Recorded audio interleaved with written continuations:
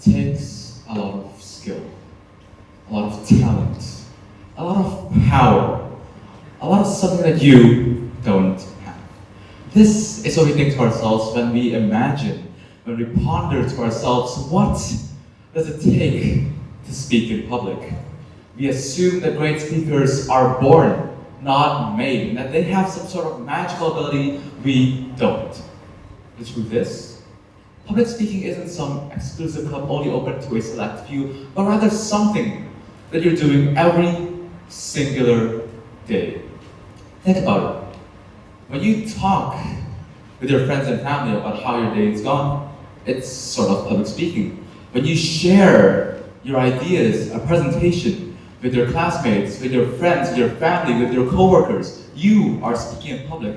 And when you discuss with your friends something that interests you, an idea, a book, a movie, your recent TED Talk in Chiang Mai even, you are speaking in public. And the only thing that changes is the size of your audience. So what makes it so scary, so terrifying when you stand in front of an audience on a big stage? It all lies in science, psychology. Us humans, we're programmed.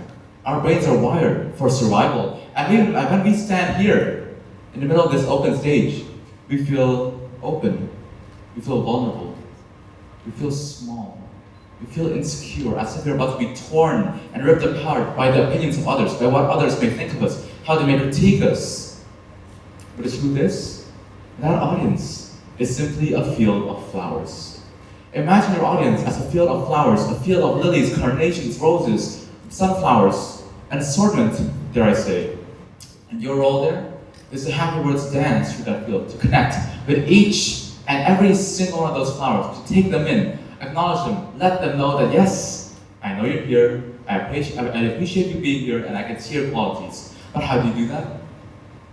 You look into the eyes of each and every single member of the audience. Oh, but that's too tiresome. Then take this instead. If you can't, well, I share the struggle too. If you find it a struggle to look into the eyes of 150 people, then divide your audience into zones. 1, 2, 3, 4. You look to zone 1, you take them in, yes, I know you're there. Move to the next one, hello. To the next one, Guten Morgen, and the next one. But you don't go too fast. You take them in, let them know that yes, I know you're right here, I can see you, I know you're here to listen to me, I will acknowledge your presence, then you share what you have. But let's be practical here. How exactly do you excel in speaking in public? Now, first up, in creating that speech, you seek help. Whatever means necessary, whatever help you can get, use it. For example, with AI. Use it to come up with content, with a title, with images, with text, to give it a bit more flavor. You can ask your friends and family for advice from their experiences. Ask for help. Perhaps you could even seek motivation from that one motivational post online. Because remember, all great speakers have, at some point, needed help. Next up is to practice, practice, practice, and practice some more. As they say, Rome wasn't built in a day, and all great things take time. So, find any opportunity you can have to hone your skills.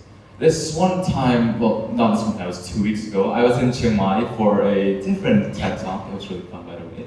I was there, and in preparation for that one talk, I think I recited that speech like, 25 times at least, in the shower, in front of a mirror, in front of my friends, to a group of 12th graders, to an assembly even. It was a lot of training, but trust me, it is worth it.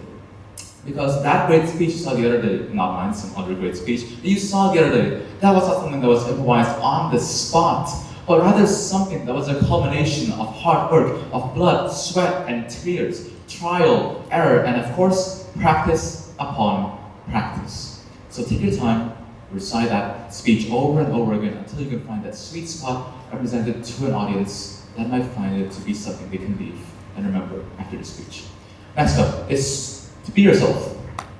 Too often we try to emulate, to replicate, to copy others, but we must acknowledge that us as humans, we're all special and unique, and we have our qualities that make us special. They give us grace. So what has worked for others may not work for you. So find what works for you. Add a bit of personal touch, a bit of personal flair to your story. Add a personal story in your speech. Wear something that represents you. Add a little lapel, perhaps. Just be you. Next up is to embrace fear. It's a normal thing. I've experienced it and I've seen it firsthand a lot. The nervousness, the sweaty palms, the shaky hands, the shaky voice. The fear, it's real. As I've explained, it has something to do with science and psychology. When you stand here, you may feel scared because you're all alone. But don't use that fear as something that will hinder you. Embrace it. Don't try to hide the fear. The more you try to hide it, the more it'll spurt out in the end. So use this fear as motivation to convey emotion, joy, sadness, anger, perhaps even enthusiasm. And then here comes the classics. You've been told probably a million times over that in public speaking, what matters is eye contact to create a sense of connection, body language so you seem human and not some sort of AI robot, perhaps even intonation. Say you can't speak in a monotonous tone, it's really boring. So you need to add a bit of flavor to your words. Imagine your words as a wave. Go up and down. This creates a bit of interest, so it's not just a flat line, because in a hospital, if a person's got a flat line, they're dead, right? Anyways, you can also utilize speed in your presentations or in your speeches. You can go fast to create a sense of urgency. You go slower to place emphasis, or you can just find that sweet spot to convey what you need to the audience. And finally, understand the change that you will make. Standing here on this stage, know that you're here for a reason. You have a purpose. Your purpose, your goal, is to have your audience leave this room, not immediately, but once the event's all over, leave this room with something that they can remember.